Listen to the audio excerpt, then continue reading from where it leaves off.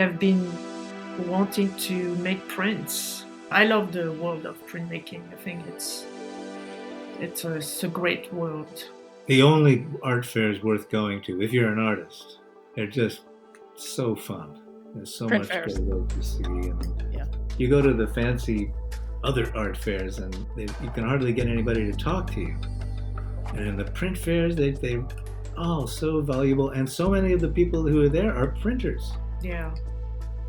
And print people are, they're special. They've just got perma stains on their fingertips. And they've got heart. Yeah.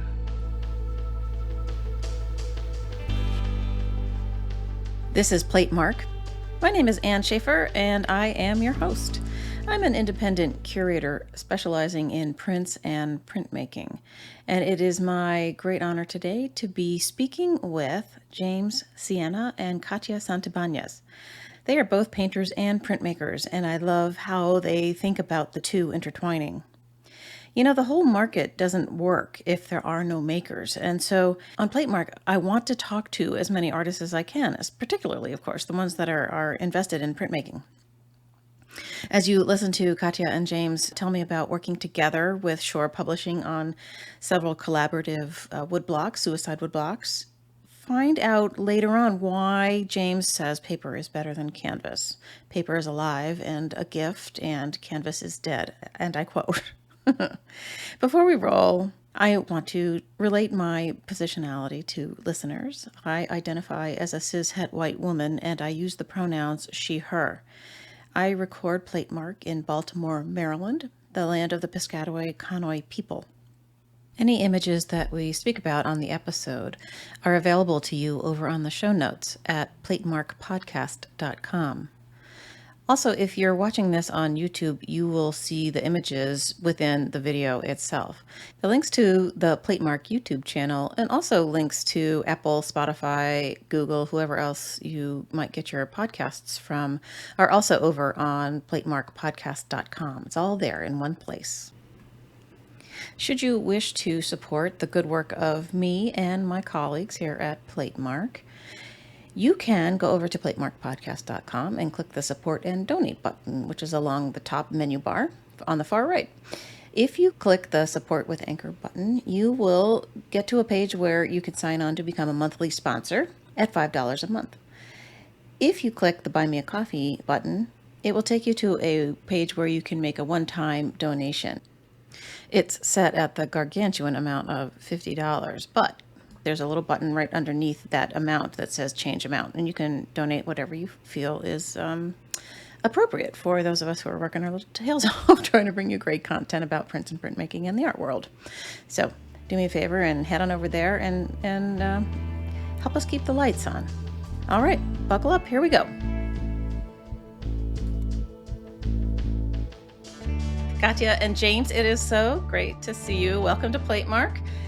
It's been my long goal to circle back to you, James, because it's been since 2017 that we had an interview at the Baltimore Museum celebrating the print fair, the very last print fair there. And Katia, I know you were there, and it was great to get to know you. But since then, prints have been a happening between the two of you, and I was dying to talk to you about this thing that seems pretty new, the collaboration between the two of you. And I mean, we can talk about other things also, obviously. But before we get to that, why don't you take turns and tell us your name, who you are, and where you are, and what you do? All right. Hello, Anne.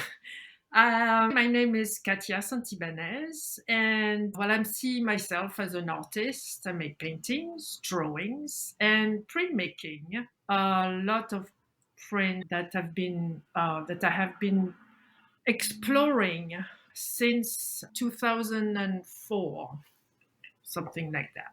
Well, this past 4 years, or maybe 5 or 6 now, I make my own prints and also collaborate, with printmakers.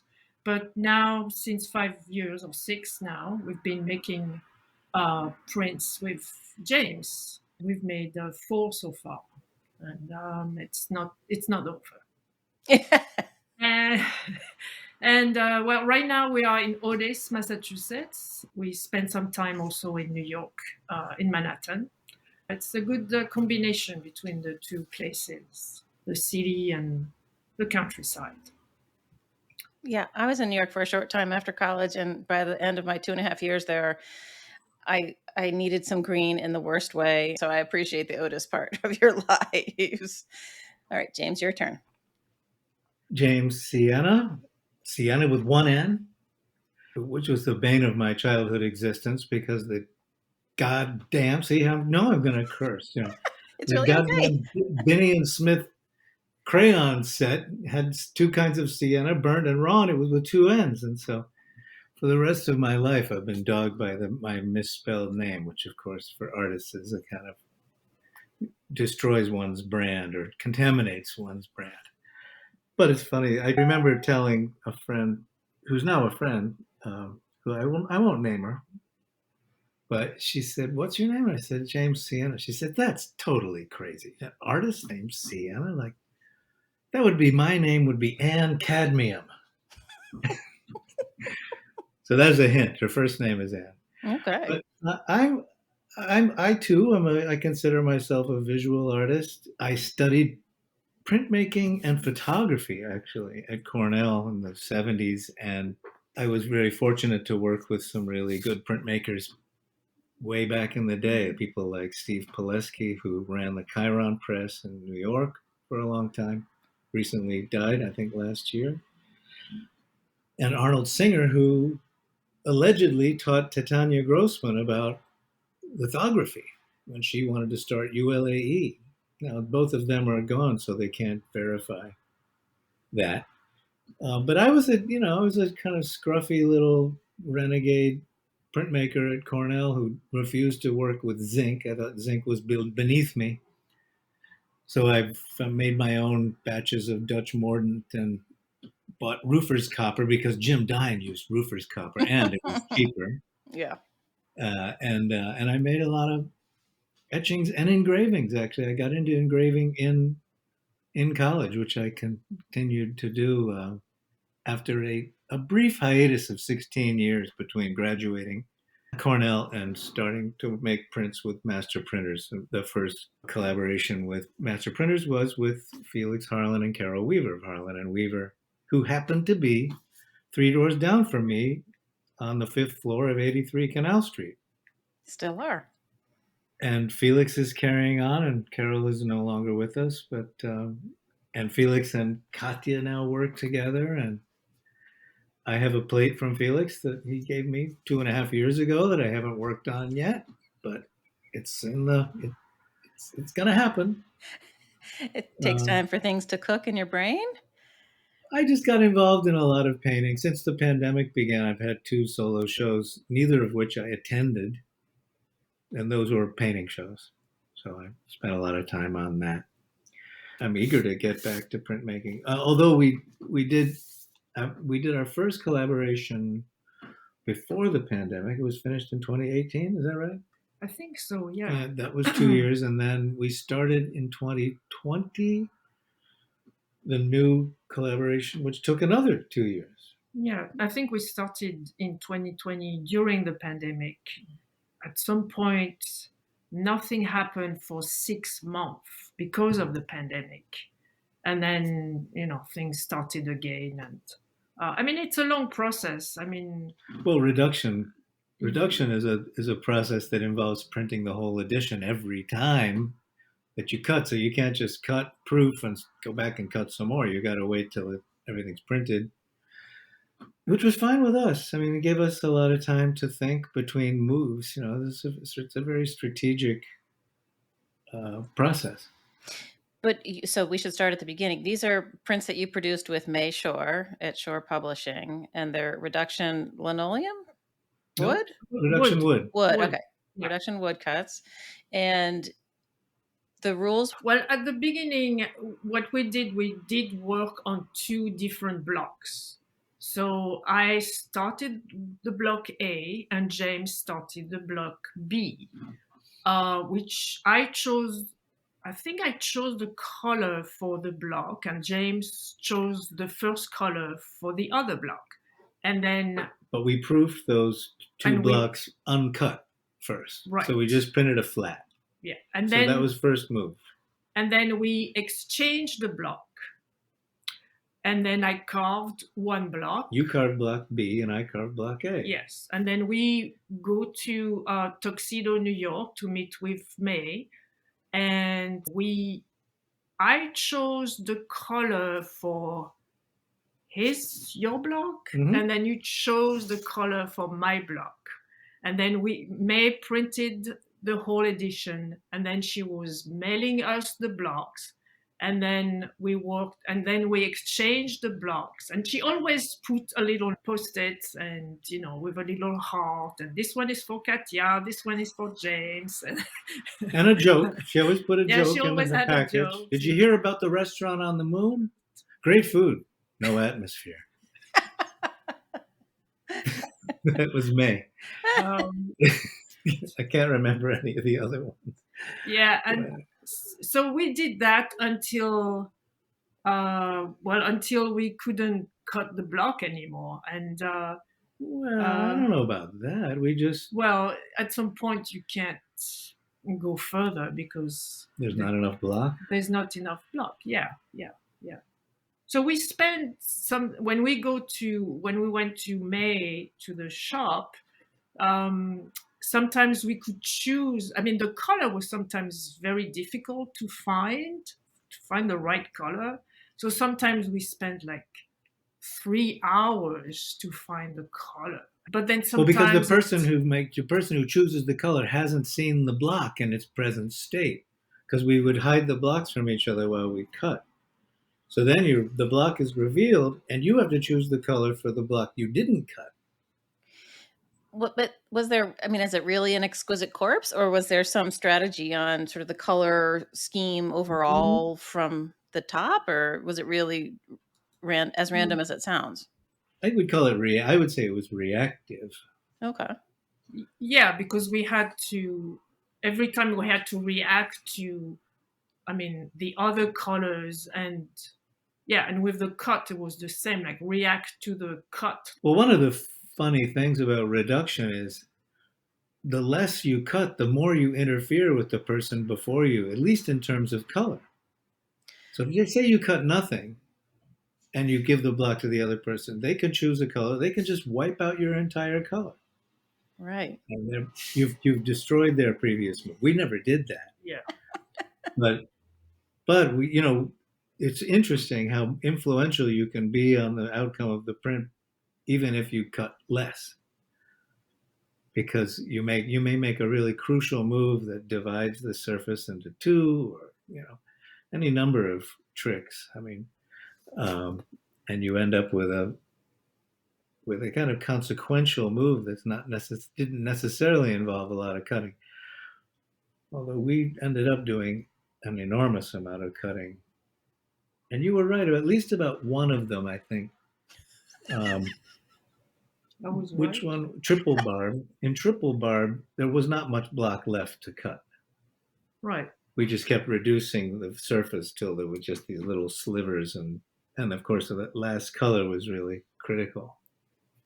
It was a dark blue, I think. Yeah. Yeah. Did you ever throw in a chartreuse or something that was just to throw the other person off? I don't know that there was a chartreuse in one of the prints, but do you know what I mean? Did you ever sort of try and trip the other person up? Not really. I think I always try to respect James, I didn't try to put him in a difficult position. Well, I would say we did try to surprise each other. Yeah. Sometimes we'd do a move in the cutting that would really radically change the structure of the image, and then of course that would call for the color to be somewhat surprising. The first reduction block I did with Ruth Lingen, I think in 1999, was just 6 printings of varying shades of red going from light to dark. So we started with these little tiny holes, and the whole print was done with pink.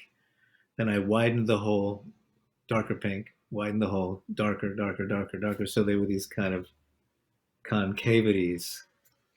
that were the illusion of concavity. That's a pretty obvious way to use reduction. It's, So whose idea was it? The collaborative Katia. reduction. Katia started. I had the idea. I mean, we were in Spain, in Barcelona, and we were making our own prints, like James with polygrapher. And I think it was in 2000 and, well, we went there 12. I had the broken wrist. I remember I worked with my left hand. Did we go back after, or I don't remember? I went, and then we both went. First, I went and made 8 prints, and then they invited you, and then I tagged along, and I made 2 prints, and you made 8 prints. And we were riding high with Polygrapha, and they were all excited. And she said, "We want to make some collaboration." They said, "Oh, whatever you want." And then sometimes in the print world, whatever you want doesn't really mean whatever you want.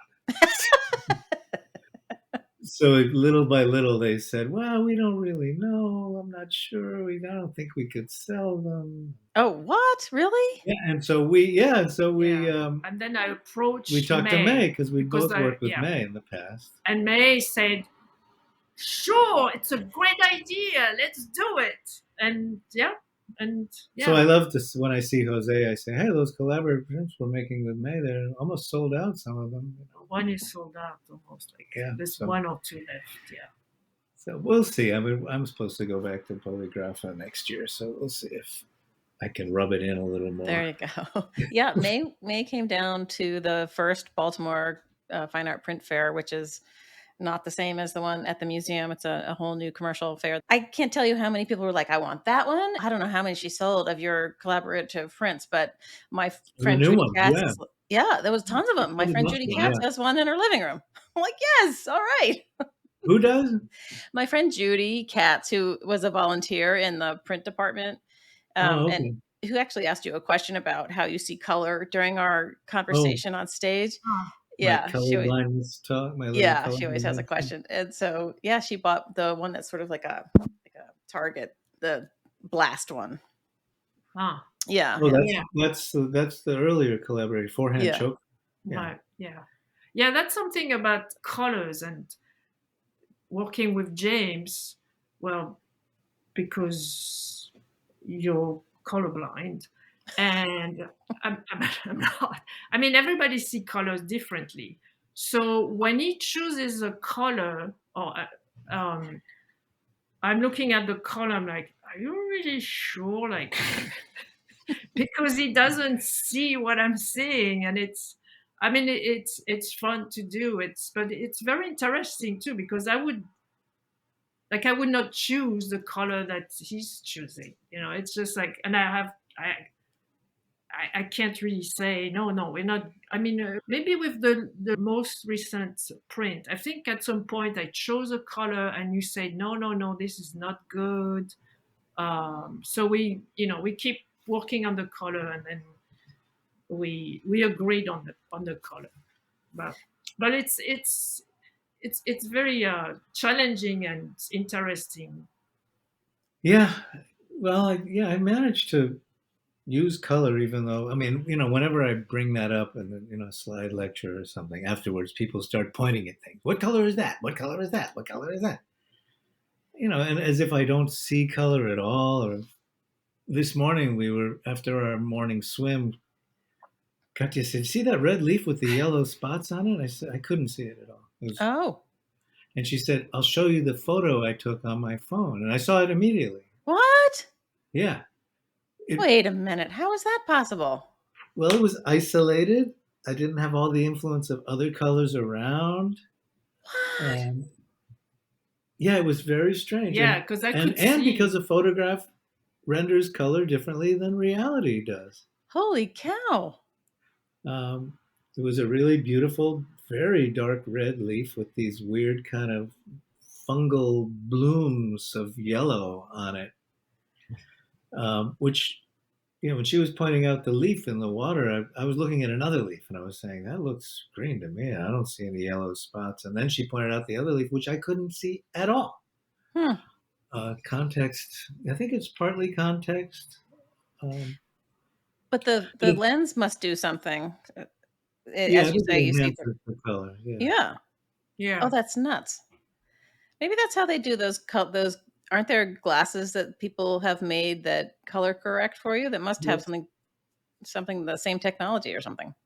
Maybe I was Huh. tempted to try those glasses, but in the end, I guess I chickened out. I thought of what if things look that much different? I mean, I might just my encounter with reality would be so different. So how you spent the pandemic, I assume, in Massachusetts. Did Yeah. did the pandemic trigger a change for either of you? Like it changed something for me, which led to starting this podcast. Um, and it was really sort of a light a fire under me kind of a thing. But I'm curious, some people, obviously lots of people died and lots of people are in grief. But was there something that changed for you guys in the pandemic? Well, at the beginning, well, I had a studio in New York City that actually I was preparing to leave. So when we came here in March, the Friday the 13th, I mean, I was not freaking out about the pandemic actually for some reason.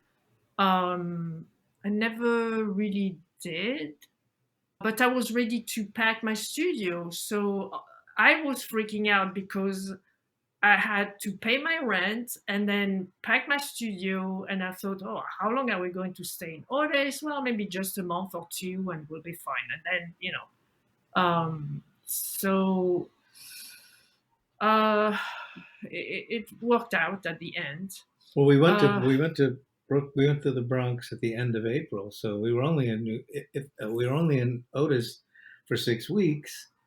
Then we went down in a really dangerous time and masked up and got her out of there so she didn't have to pay more rent.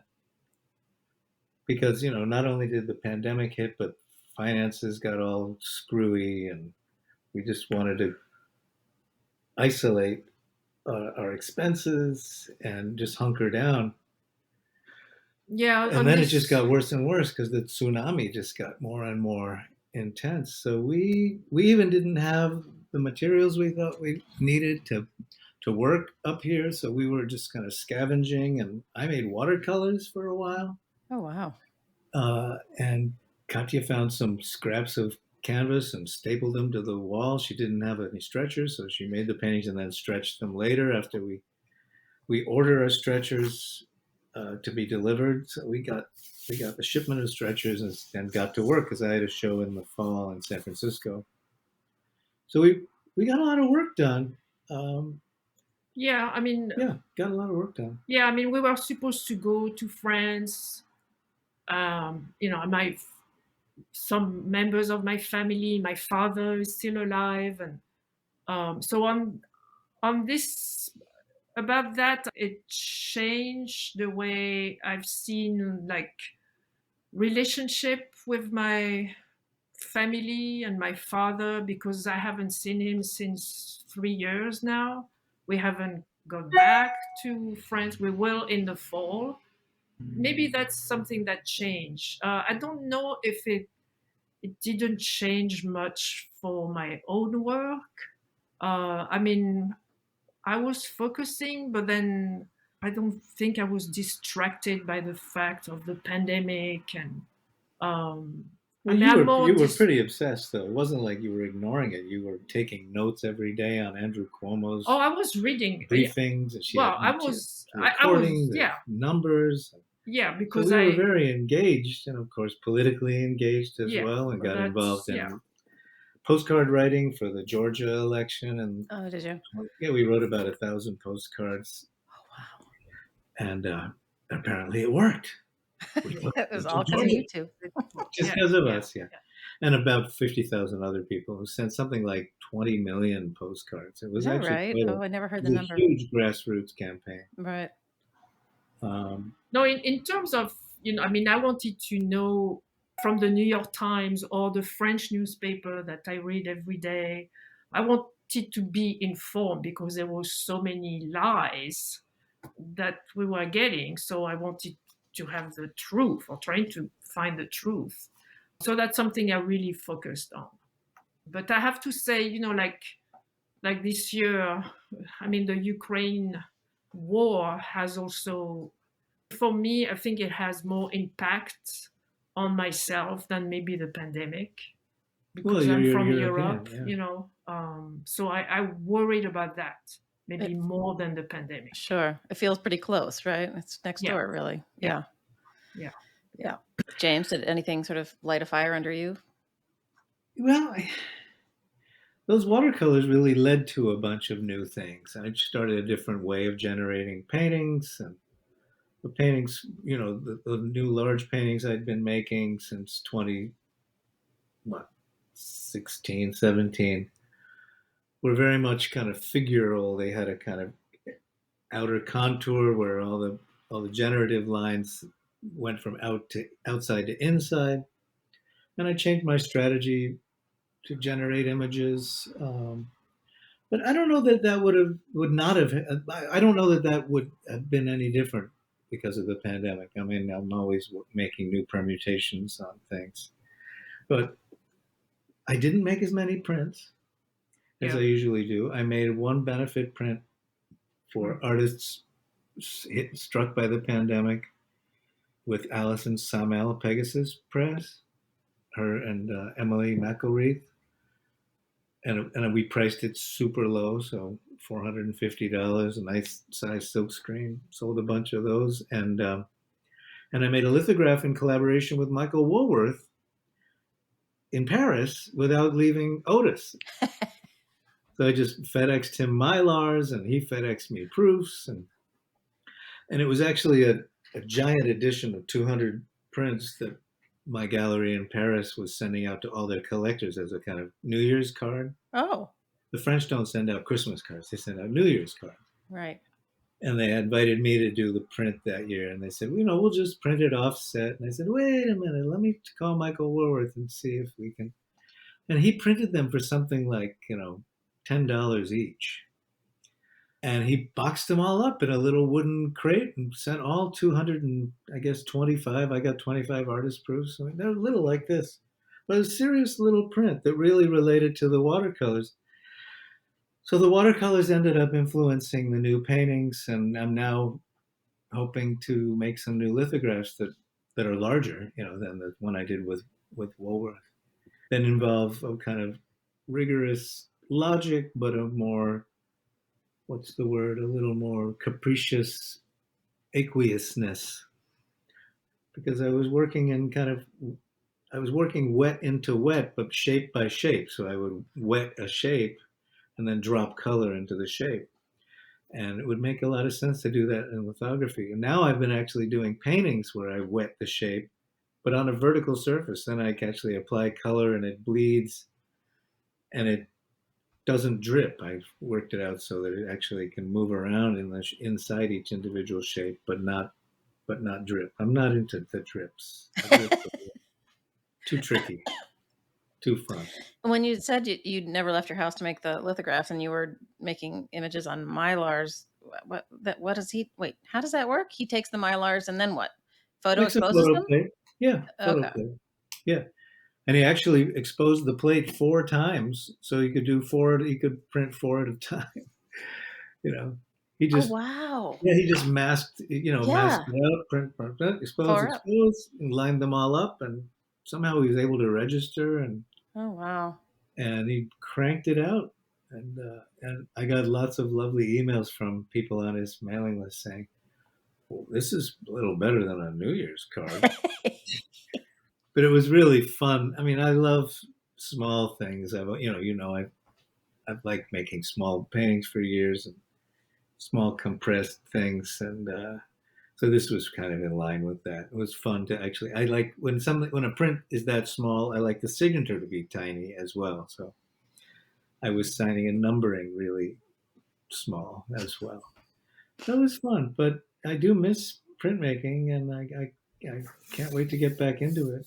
Do you both, I assume that print shops will approach you and say, hey, do you want to come make something? But do you go the other way? Do you say, hey, Larissa, I'm ready to come out to Long Island and make something with you, LAE? Or how do you Um, schedule your time like that? Like July is print month or Yeah, the well, the past year, I've done a lot of prints with different printmaker, but I never approached them, so they came to me. Well, the schedule is sometimes, I mean, you need a lot of patience because they work with other artists. So they have to schedule other artists. And, like, for example, I started two prints with Harlan and Weaver. It was a year ago. We did two prints, two images that we finished because it was a commission, but then we kept the images, the same images, and added some color. So one is finished, but the other one is still not finished. So I wait until Felix calls me and say, "Hey, you can come." And you know, I mean, I've been making prints with Tony Kirk also, and we've done two prints. And also, we started a year ago. Those are finished, and then we did another print with an etching, and I was thinking to hand color it with watercolor. So, but I had to wait until he finishes. It's a lot of like back and forth, and then wait until he's teaching and he's working with some other person. So sometimes I have to wait for like 3 or 4 months until he's ready. And but it's fine because I do other things. So I schedule my time also. And I mean, I started a project also with Dieudonné, and I mean, this has been going on since 2020, November 2020. It's not finished because then there was the pandemic. I couldn't work from Otis. Like, I needed to go in the shop and put my hand in the pulp. And for me, and I believe for every printmakers, it's very important to be in the shop with the printmaker. Like, I mean, I can cut like we did with May, but then I need to be with her, or I need to be in the shop to have questions, or I need to be there with them. Like, we have a conversation. Sometimes we talk about other things. Well, we worked with May. She would send us the blocks, but we always brought the block back to her. We could never remotely proof and do colors. So we'd spend the whole day there usually. It's a long, long day, about 3 hour drive each way. Oh gosh. Is it Yeah, and really we 3 hours? have lunch, and From here to Tuxedo. Yeah. yeah, it's Yeah, and we'd go down the rabbit hole, and the initial color we'd be sure. Oh, I'm sure it's going to be yellow, and you look at it and go, "Oh my God, not yellow! What are we going to do?" And so But there are no color trials of the whole no, thing because not you in had to that. decide as you were going Yeah, because it was yeah. suicide. exactly. And Right. we only sacrificed one whole proof if it was off Reggie or something like that, because she'd start with 40 and end up with 30 anyway, Right. just from technical stuff. But in terms of new prints, actually, Phil Sanders approached me. I worked with him at Flying Horse. He was a kind of contract hired gun down there, and we made some wonderful watercolor monoprints that he had a lot to do with. He suggested the paper, he suggested the technique, and I'd wanted to do some blocks using laser cutting, so I made these ink drawings that were then laser cut, and now he's given me these weird parallel rule engraving tools that I haven't tried yet Oh. that were used to retouch photogravures. And he thought that they would somehow apply, and I haven't. As soon as I finish the bookshelves, I'll start turning my attention back to the to the studio. But I also said, how about these reticulated aqueous lithographs? And he was all for it because he's a very good lithographer. Yeah. So he can get that pretty much no problem. And I haven't worked with him since when he was at ULAE. So Okay. Well, that was a long time ago. Wow. yeah, Yeah. yeah, that's how it goes. Yeah, no, it's true. Phil's a special breed, which is, talented in the studio and with his hands, but also a historian and also a big picture thinker about the whole, ecosystem. And I never tire of talking to him because he always make something coalesce for me that hadn't been all together, Like, how Yeah, do we do that, Bill? he wears a lot of hats. Yeah. Yeah. I think this will involve going down to North Carolina at some point. So uh, that'll be interesting. Well, when you do go down to see him, he's in Asheville, right? Yeah, he's in Asheville. Right. Yeah. The other person who's in Asheville, who I'm not sure, well, you probably worked with him, is Bill Hall who used to Oh, be the yeah. printer at Pace. Yeah, he and Sarah retired down to Asheville. Oh, I didn't know that. Yeah. Is he working still? Well, Is he he does making his own print? work. He's showing with a gallery there called Momentum Gallery, and Oh, yeah, I cool. don't think he has a press set up, but I think he probably has access to Phil's press, to tell you the truth, because Ah, okay. they seem to Yeah, I be. heard that you did one of these with him, didn't I you? did. It was just dropped a couple weeks ago. Yeah. Yeah, we had a nice conversation. Yeah, he was the first etcher I ever worked with who actually liked to cut the block down to size after I had done all my work. Really? Yeah, so he'd put a border on the plate, and I'd work inside that border. Huh. My work is really about the edge. I mean, both Right. of us, the edge is super important. And then he would put it in the plate cutter and get it just for, it was pretty interesting technique. Never occurred to me. As he talked about on the episode with me, he obviously knew what he was doing, but that he honed all of his skills under Aldo Chromalink's watchful Right. eye. Yeah, and he said that Chromalink wouldn't ever criticize or anything. You were just supposed to glean it by osmosis, by watching Aldo work, and that the whole Pace shop was built around Aldo's working style. And yeah, so that's probably an Aldo thing, I would guess. Oh, interesting. So one Yeah. degree of separation. I never worked with Aldo, but I guess Right. that's as close as I got. Yeah. And we printed on his press. Yeah, I'm sure you did. Yeah, the powered one. Oh, that Pace. Yeah. Prince. And now Sarah Lauren Carpenter is there. Is she still there? Yeah, Sarah Carpenter, it took the sort of Intaglio area on, and Right. Justin Israels, I think, is doing the relief, and sometimes Ruth comes in to help, and then Yasu is doing, what Yasu does best. No, Sarah's there because of me. She was an intern in my shop. All right. And then I think I told Dick Solomon, just talk to her. You don't have to hire her. Just go talk to her. And he hired her on the spot. Oh, yeah, I like Sarah. She's great. How did you guys meet? We met at a party on Canal Street. That's right. In 1992 or 91, somewhere around there. No, 93, I think. 93, because I came to the States in 1990, so 93. 93. Okay. And Katia, what brought you to the States? Oh, I came to the States. I came here in 19. I had two trips. 1987, I came to New York. Well, first I went to Haiti, and during the same trip, it was Haiti and New York City, two extreme places. I was a student in art school in Paris. So I went back to Paris and finished the art school, but I always thought I have to go back to New York. I mean, this is too good over there. So I was in Paris and I had a boyfriend, and we came together for 2 weeks in 1990. It was in the summer. He was not an artist, and I just finished the art school, and we met some French people in New York City working in restaurants, in French restaurants.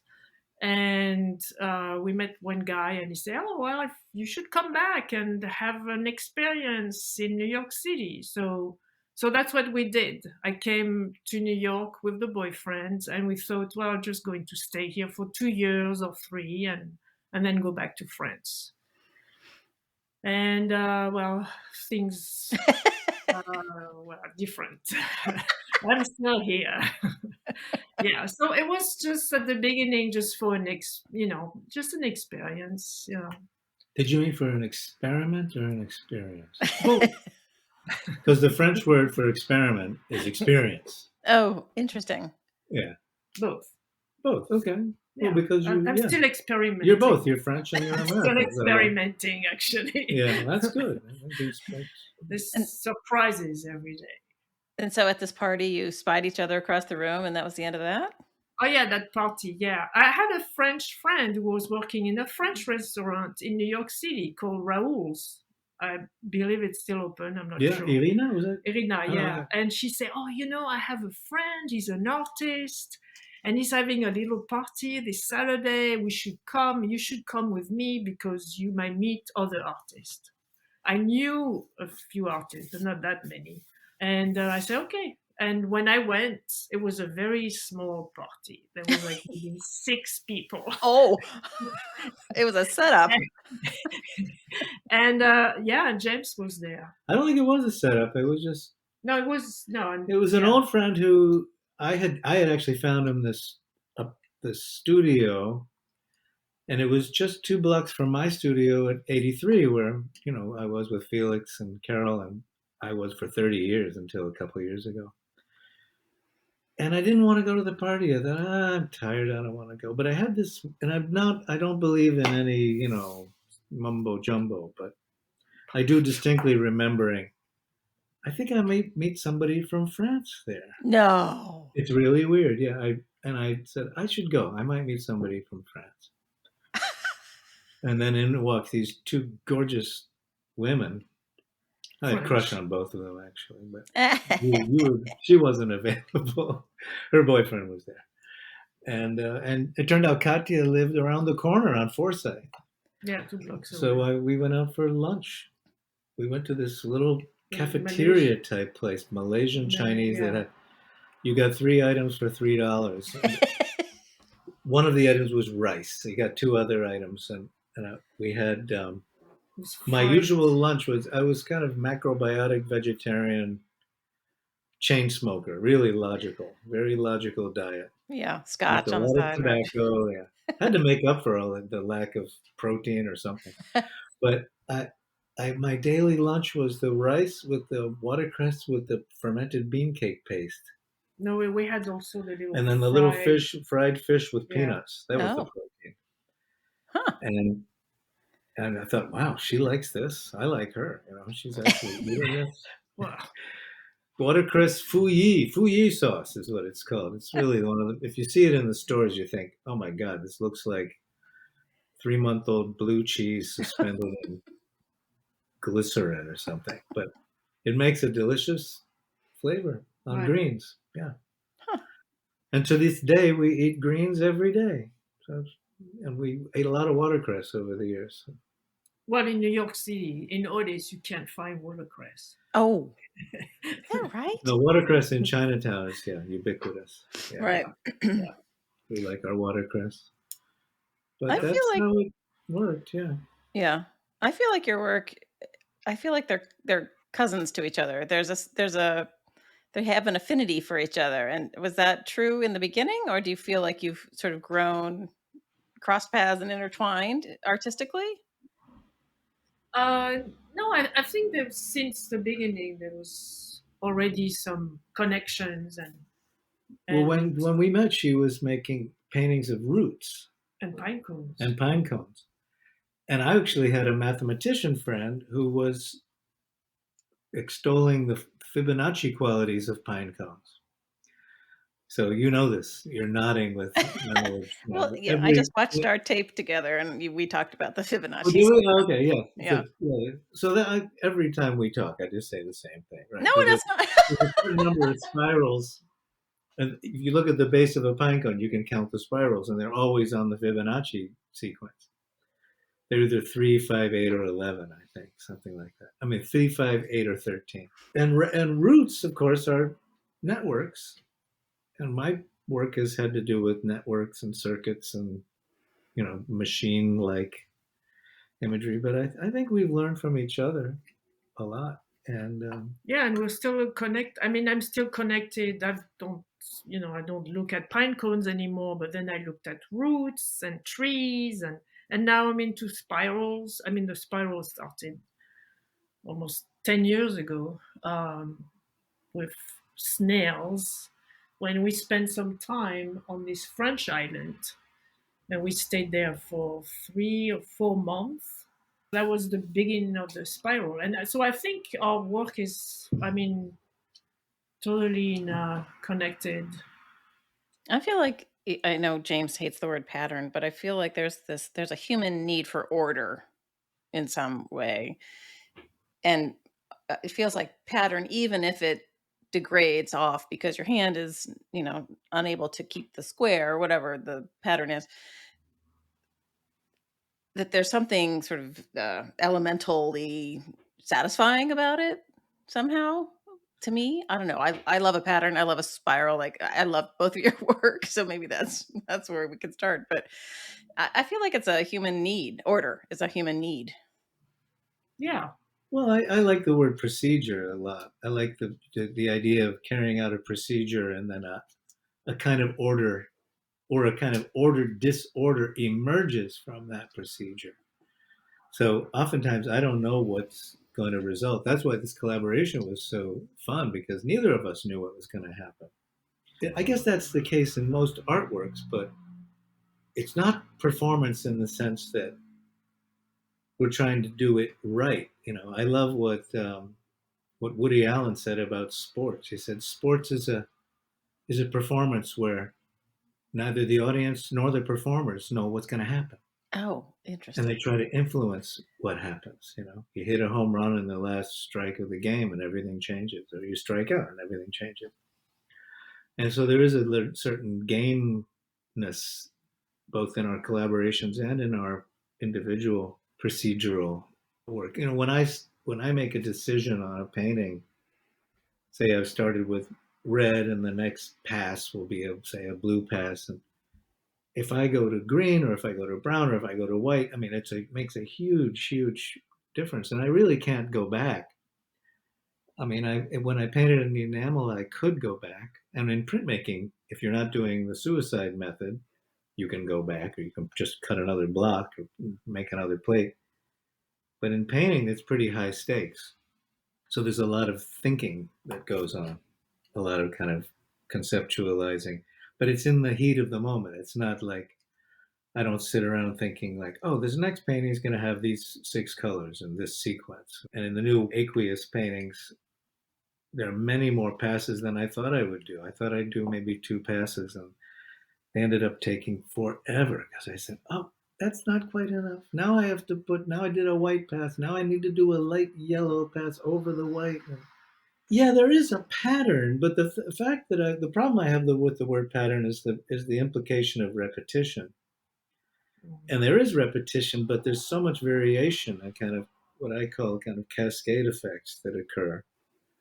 Yeah, but there's repetition and differentiation, You're like right. Gilles Deleuze wrote about. So yeah, like now I'm doing the spiral paintings, and some of them, most of the time, like I've been drawing the spiral on the canvas. I'm using a transfer paper.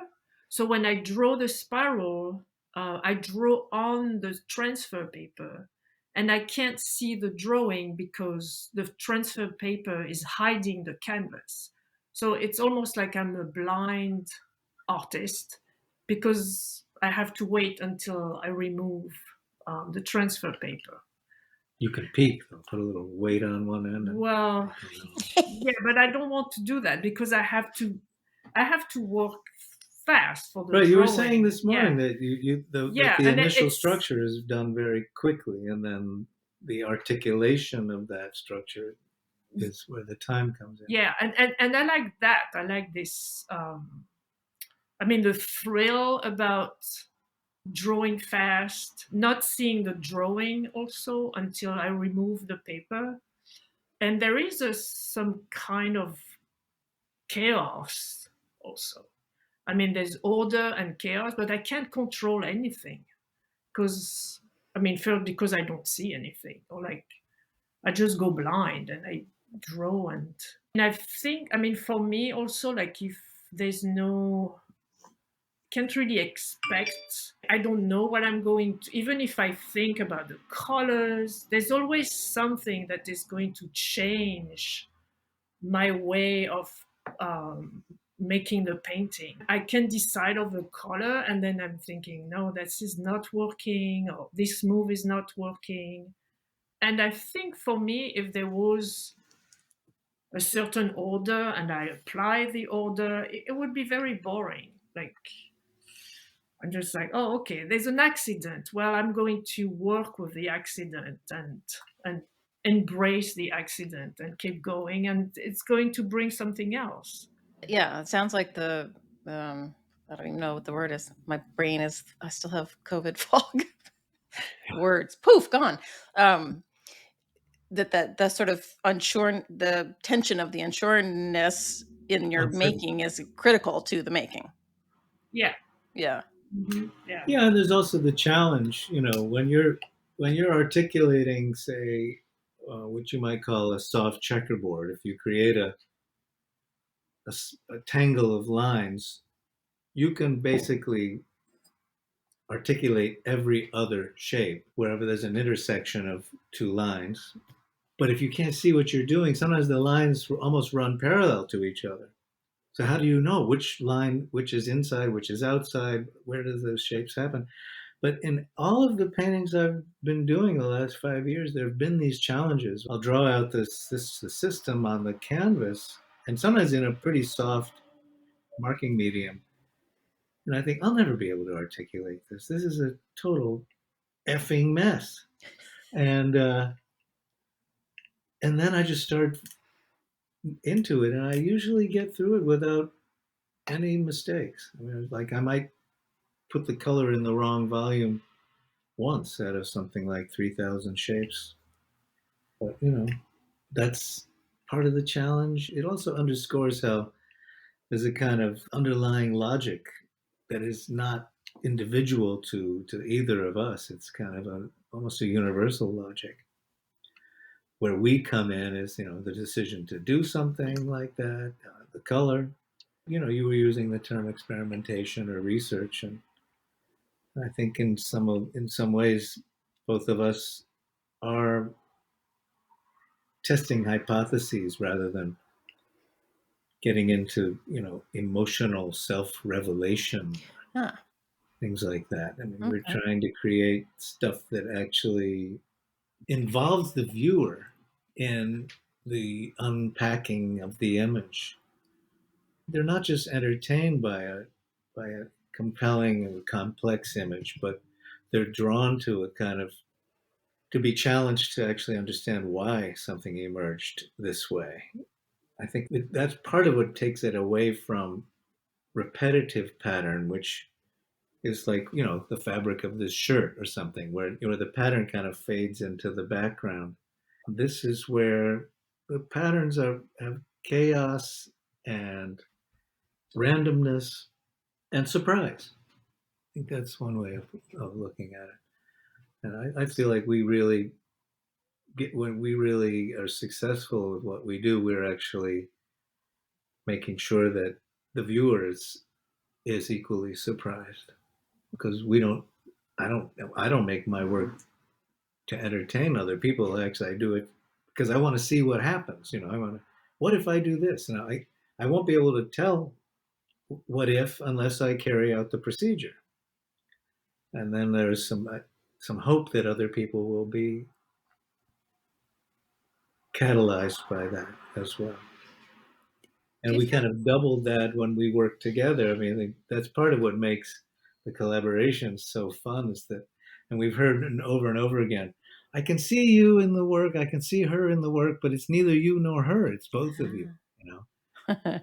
So there's this kind of third thing. It's another form of emergence, I think, because there are two strategies. It does seem to work.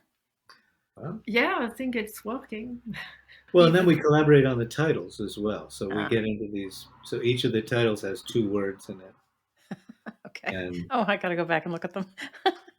Do we you make feel up. like you'll continue those collaborative reduction woodcuts for a while? yeah, yeah. I mean, I'd love to try also like etchings. Mm. Um, I mean, and that will be different because it's a different method. Like Well, we don't remove. I mean, you it's could do well, reduction etching. I mean, I did a reduction silkscreen actually in Mosaic a couple of years ago. Yeah, I'm confused about that. How did that work? It was very tricky. I thought we did 6 printings, and we did it in 3. And the silkscreen printer kind of figured it out. It's called, if you want to look it up, it's called Base 2 in 3 colors. And actually, there's a catalog raisonné being published of my work on a new website coming out in October called Ars Publicata. Oh, nice. I can email you the link if you Oh, want that'd to be put great. it in the notes to the show. But it's still being updated because all the data is not quite up to date. I have to fill in some information they don't have. But reduction, you could do reduction etching. It would be almost in a kind of like Krishna Reddy, gelatin roller viscosity Viscosity, printing yeah. thing. Yeah. Um, Or you could do like a mezzotinty sort of something. you do a mezzotinty thing where you print with light color, then you just keep on. That would be cool. yeah, I know. Multicolor mezzotint. I have a mezzotint plate All right. somewhere around here. I think we can experiment with everything. I mean, it'd be fun to do like a drawing or painting collaboration. Or set up like different rules also maybe. Yeah, we've been on the treadmill a little bit. It's producing work for shows and that's part of what keeps us from doing more of this kind of thing. But it'd be nice if we did get off the treadmill and I'd make a painting with you. We said we look at doing that. Yeah, yeah, we can. I think there's this funny idea about artists. Back in the day, I always imagine Matisse with his coat and tie, and he draws in the morning and paints in the afternoon, and it's a job. He is a worker.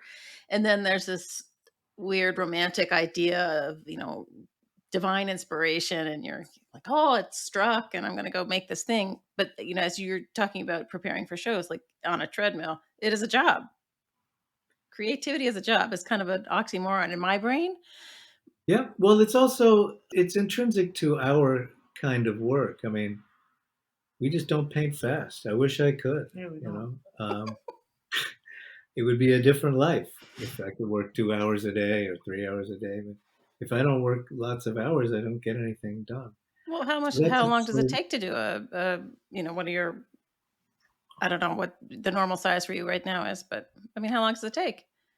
Oh, the new paintings that were 75 by 60, they were 2 or 3 months. Oh, gosh. Yeah, it's crazy. Yeah, some small paintings, I can make them in 3 weeks, but the larger one, it's maybe 2 months. Wow. But it depends if I do something else also. Like sometimes I work on a print, I have to stop working on a painting. So yeah, it's a job, but it's a flexible job. Maybe. Oh, and what's the cliche? If you love what you do, you never work a day in your life. Right, So that's right. what else would I do? I mean, when you work without words, you can put on an audiobook and paint. And we're talking about Ukraine earlier. We both listened to Timothy Snyder's Bloodlands, which is an extremely important book to today, and it puts a real historical context on the war in Ukraine. It talks about Stalin's abuse of the Ukrainians, Hitler's abuse of the Ukrainians, Poland's involvement with Ukraine, and it's highly recommended. So you're drawing on one side of the brain and another. Once a decision is made, there's this kind of, I wouldn't say autopilot, but there's a kind of two brain approach to working, and I think that's just a joy. I mean, there are times in certain paintings where I have to work in silence. It's just too weird. I have to concentrate. Usually when I'm laying out a painting, I can't listen to any words because I have to. It involves certain kinds of spacing and certain types of rules having to do with how the grids are drawn. But then then I sit maybe for an hour or two and think, what's the first color going to be? I can't listen to anything then either. But I like what you said about Matisse drawing in the morning and painting in the afternoon. I know a lot of people who do that. Oh, yeah? But yeah, I had a student who had a great practice, and when I'm constantly telling my own current students, "Would you please draw?" You know, they get involved in these paintings, and I said, "Well, you know, you could have realized that this was the wrong idea for a painting if you just made a drawing first." And I had a student at Yale who was a little bit older than the other students, late 30s, early 40s, and he drew for 5 minutes every morning, no more and no less. Oh, interesting. But like he set a timer, and he had 365 drawings a year at least. Sometimes he'd make 2 drawings in 5 minutes, and they were always the same size. Yeah, these boxes, and it was like a gold mine. He could just refer to it, and you can actually get a lot done in 5 minutes. So I've convinced a few Except students. if you're painting one of your paintings. No, but those are different kinds of drawings. I can make a drawing in 5 minutes. I have boxes of fast drawings. You know, they find their way into the work, but you know, again, like when Katia was saying, or I was saying that Katia starts a painting with pretty rapid and random gestural drawing, that's a catalyst for then the labor of what emerges from that, you know. It's akin to say you take a photograph, well, a famous photograph of the droplet of water taken with a high-speed photo, you know, shutter and strobe, and you can see this sort of crown of water, or the famous photo of the banana with the bullet going through it. Oh, right, yeah. You know, this idea of kind of paying attention to the world at a different scale and a different rate of attention is interesting. But I did decide after finishing all the paintings for the show in October 20th, at my McHenry Gallery. Where's that? 21st Street. I don't have the address on. I could No, look that's at okay. it. I just, yeah. I thought, okay, now that I finished all the paintings, I should draw for a while. I got to remember to do that once I finish the bookshelves. Yeah. I paint. I can stop the painting and work on a drawing. Sometimes I work on a drawing and I have another idea suddenly and I start another drawing. So sometimes I start like 5 drawings at the same time, which actually I like doing that. I mean, I can't help myself. Oh, that's very smart. That's like making a decision. You're on a decision tree, and then the branches on the tree keep growing, and then you can go circle back Yeah. and work on each separate pathway. Yeah, yeah. But I don't do that with paintings. Like, I start a painting and I will finish the painting at some point. But I don't start 5 paintings at the same time. Well, don't you ever get stuck on a painting and you start another painting because you just don't know what to do on that painting? No, I will start a drawing. Oh. Yeah. I've got about 3 or 4 paintings that I started years ago and I just gave up. Oh, I But wondered. every once in a while I go back. Yeah, I've got about 3 enamel paintings. I pulled one out a few years ago and I repainted the entire thing. I thought the color's all wrong. So it took me about 2 months to just repaint the whole painting. It was a good painting at the end. It was worth it. I'd like to remember to do that now and again. Yeah. Yeah. You can like set reminders in your phone calendar, you know, every other week, like draw this morning or try out the new, you know. Yeah, or go look at that painting that you Exactly, can't figure out what to do. Yeah. I feel like you're talking about making decisions as you're working, and you both have a meticulousness that I'm not sure a lot of artists. I mean, I'm sure some do, but Ben Levy, who you guys all have met, he always talked about printmaking being every moment is a decision. You know, how big is the edition? What kind of paper? Like everything forces you to consider. And in my mind and in my conversations with him over the years, you know, we always poo-poo the painters, sorry. And because they're just, you know, emotionally putting stuff on them. But you guys are like printmakers at heart who happen to paint. Okay. Yeah. You'll take it. I'll take it. I mean, I'm not. Thank you. I think we're well. I use the word procedure, and printmaking is really procedural. You know, it's just you got to do this, and then you do that. But it's also one thing that painting is not. It's indirect. Right. Right. So here's the print, but you had to make this to make this, and then Mm-hmm. you get that, and then take another one of those, and then another one, and another one. You know, and then oh wait, I want to change the color. I'll do this one thing. You know, so it requires a lot of strategic thinking. Not always, but it can, and especially. So I think there are kinds of ways of thinking lend themselves to printmaking more so than they might for other so-called painters. But I don't consider myself a painter. Right. I don't have paint all over my pants.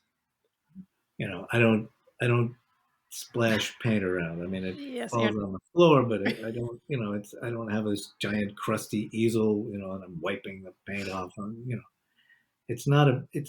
There is materiality involved, and there's materiality involved in printmaking, but it's the materiality is very much tied to the ideas behind the work. Sometimes in opposition, like when I was talking about the watercolors, where you've got a very strict grid, and yet inside each cell of that grid, there's all kinds of bleeding and reticulation, and those two things working against each other are a lot of fun. And there's a kind of wonder to how when one thing works against the other and they still somehow manage to stay on the same level, that's another thing that happens. That's another kind of emergence. That analogy reminds me of something that I think about in terms of I have a brother who's a musician, excuse me, and how in music it's one of the few places, and you're making a case for art, which is great, where you have precision, math, measure, Sure. everything's lined up, and you can get goosebumps. Yeah, you can get goosebumps. Yeah. Yeah, and I'm thinking also about like the materiality of, like when I make a painting, I work on the canvas, for example, and I work with brushes. But when we make, or I make, the prints is like I work on another material, which is wood or copper. The fact that to work on, especially on wood, I feel like I'm a sculptor almost because I'm carving, and when I start carving I can't stop. My mind goes into the wood and I keep cutting and cutting, and I want the block to be perfect. And then the papers, that's where we print on the paper, so there's another world beside just canvas that is used in printmaking. It's very special. Like it doesn't happen when I make a painting. I make a painting on the canvas. Well, Oh, canvas I is work. canvas, but paper is A like paper is paper. paper Yeah. is like flesh. Paper is alive. You know, they're all cellulose, but paper is, you know, it basically emits light. You know, John Yao put it very well when he talked about the difference between drawing and painting. He said in drawing, the paper is like a gift to the artist. You know, you put a few lines on a piece of beautiful paper and you get them in balance, and it's just transcendental. You do that to a canvas, the canvas is kind of dead. It really doesn't. You have to take responsibility for the whole surface in a painting. I think. I mean, you have to take responsibility for it. I mean, the but the paper is a gift. Paper is a real gift. So Great the paper. canvas isn't an active player in the show, The or blank canvas. I mean, it can be. I mean, but you have to. It has to be part of the idea behind the work. You know, like, I've been leaving some of the canvas or the linen exposed, but it's heavily gessoed with clear gesso. mm, So the tone of the surface is important. And when I painted on aluminum, in all but one or two cases, I always covered the entire surface with paint. Didn't leave any metal exposed. But you could see the edge, you could see that it was aluminum. You could see it was metal. So it was a little nod towards materiality, but it wasn't. I liked aluminum because it was so flat and so shallow. It had a real integrity and sort of Ben marriage. tells a great story in an earlier episode of Platemark about Who does? Ben. Yeah. Yeah, Ben, who co-hosted season 1. We talked about the state of museums and, critiques and all that stuff. And he talked about in his early days at Mica, he was with the printmaking crew, and for whatever reason, they had a joint critique session with the painters. Why, I'm not sure. But they were nervous because, the painters in the hierarchy are up, a false hierarchy, of course. But when they got into it, the painters couldn't even explain why they started with the size that they did, where the printmakers are, everything is, I did this because of this. And the painters are just like, they couldn't even describe what their thinking was. Which I I thought couldn't was say a I great made story. it this size because I could fit it through the door. Right. I could Or, fit it on the elevator. They're right. all, yeah, there are certain considerations. Although I've had students at SVA who I'd say, why did you make that? You'll never get it out of here. I said, oh, I didn't think of that. I brought the stretched it in my studio, But you're going to have to unstretch it, roll it. What? Roll it? Like how do I roll it? But printmaking does force us to think. Well, it forces us to work within constraints. And we always work, every artist works within constraints. They're just more explicit when it comes to printmaking. Yeah. How big is your press bed? Yeah. What size margins can you have? Or what kind of paper is available to you at your budget? Or how many sheets can you afford? And what size edition it's going to be? And all that. How do you decide edition sizes? Do you do that thing where, well, no, you probably don't because you have a master printer doing it for you. But I've read somewhere that there were artists who the edition size would be however many they could accomplish in that day. So if it was 13, it was 13. Huh. Because of a practical reason, not because, they love the number 13 or whatever. No, usually it's a kind of... It's around 25 or... It's usually under 30. Yeah. I mean, I had some moments where the print runs were larger with Harlan and Weaver. Some of those engravings were very popular, so we made, let's do another one. We'll do 49, and or if it was engraving, the great thing about engraving is that you can just beat the shit out of the plate and nothing happens to it. It's just the V groove is the most stable line in any printmaking, and the ink just pops right out. It prints beautifully, and those plates. I made those plates. And I worked my tuchus off making those plates. And so, if we could get a few more prints out of it, we would. So the series of interviews on Platemark is trying to talk to as many people who have various roles within the print, as I call it, ecosystem. We're trying to pull back the curtain in some sense, but just be revelatory about what happens in the artist's mind and what happens in the print shop and what does the publisher do, and just introduce people to what I think are the nicest people in the art world, the print people. Because we're the nicest people. Absolutely. Yeah. And we all, we're all working in a column of the art, hierarchy it's a little bit of the underdog, and we all support each other and try to make, try to get the word out. So that's why we're doing this. Yeah, it's great. Have you talked to Jim Kempner? I talked to Jim. Yeah, I talked to Jim before the Baltimore Fine Art Print Fair in April. He was one of our vendors, so I did short interviews with as many of the vendors as I could manage. And yeah, I did have a conversation with him, and he, as you know, is hilarious. Right. Yeah. Yeah. At one point he said something like, yeah, sometimes people come in and they're like, yeah, I need to buy something, but I don't want to print. And he said, okay, sit down. Let me tell you about prints. Exactly. I don't buy prints. I only buy originals. Right, exactly. There's only one 23/28. That's original. That's right. 23/28. There's only going to be one of those. And after all, they're all gone. There's going to be no more anyway. So that's original. Right. God, please.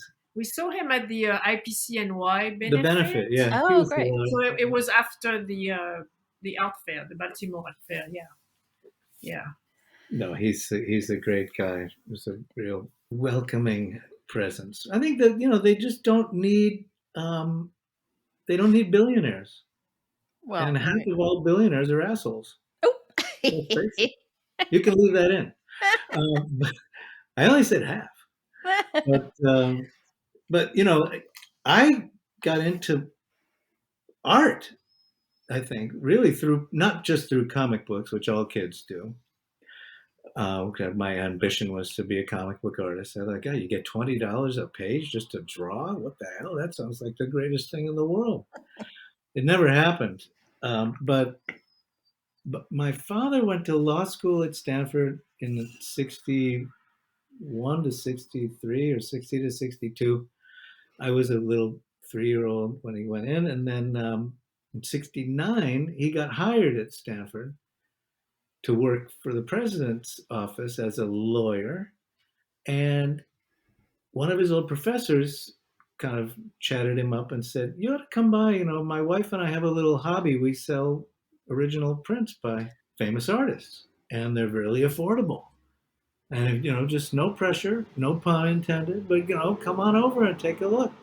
So we'd go over to John and Nancy Merriman's house, and they had Hockney and Frankenthaler and Rothko and Oldenburg and Johns and Dine, and they had a Tony Smith sculpture out in the backyard. I saw all this stuff. I hated most of it. They had these great Frank Stella lithos where the images down in the corner, and I now own 2 of those, which I could have gotten for $100 each in those days, 1972. These were 1,000 each, which was not too bad. That was kind of my gateway drug to art, actually, was looking at prints. So and actually Nathan Oliveira, who taught at Stanford, was kind enough to look at my portfolio when I was applying to schools. And he suggested I visit his friend Jack Squire at Cornell, and who's in the sculpture department, and he would get me an interview with the chair of the art department, Kenneth Evitt, and I got in. And they had a great printmaking program. They had Pileski and Arnold Singer and Phyllis Thompson in the etching department, and some grad students would come in and just do nothing but prints. And I got into all this alchemy, making my Dutch mordant and getting stoned and burning through the plates. I had a great time. But the Merrimans really got it started. It was real, and I should have saved up some money and bought a couple prints. I mean, there were Jasper Johns prints for $300. Yeah. The ones that are $300,000 now. Right. And my parents, they bought one Sam Francis and one Roy Lichtenstein, which I have. Oh, nice. We took them out of the old frames. Their frames were not good. And I remember mentioning them the first time I spoke at an IPCNY benefit. I think we were honoring Felix Harlan, and I was saying, my way into prints was through John and Nancy Merriman, and Jim Kempner started clapping. "Oh, you knew John and Nancy Merriman?" I said, "Oh yeah, very well." He heckled me, from the audience. But that was really amazing to see a house just filled. The first flat files I ever saw, and just walls covered with framed prints from Gemini and ULE and everywhere else. Yeah. It's funny you call it the gateway drug, because that's exactly how I marketed the print fair. Like, it's the perfect gateway drug into collecting, and obviously it's true. And Jim, who I think had COVID during the fair, so he had a couple of people, not him, come, and Jim sells on a lot on his charisma.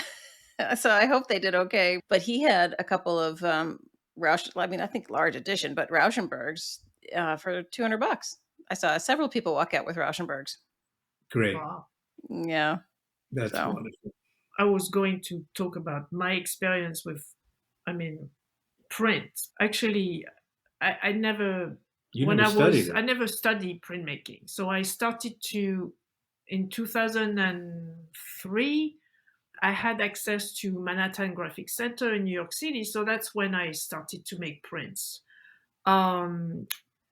And you studied And with Vijay Kumar, didn't yeah, you? Vijay Kumar. Tony was also teaching there, but I didn't. I just started with Vijay, and then also I did woodblock also with Oh, Takuji. Yes, Yeah. the Japanese. Takuji Hajima, right?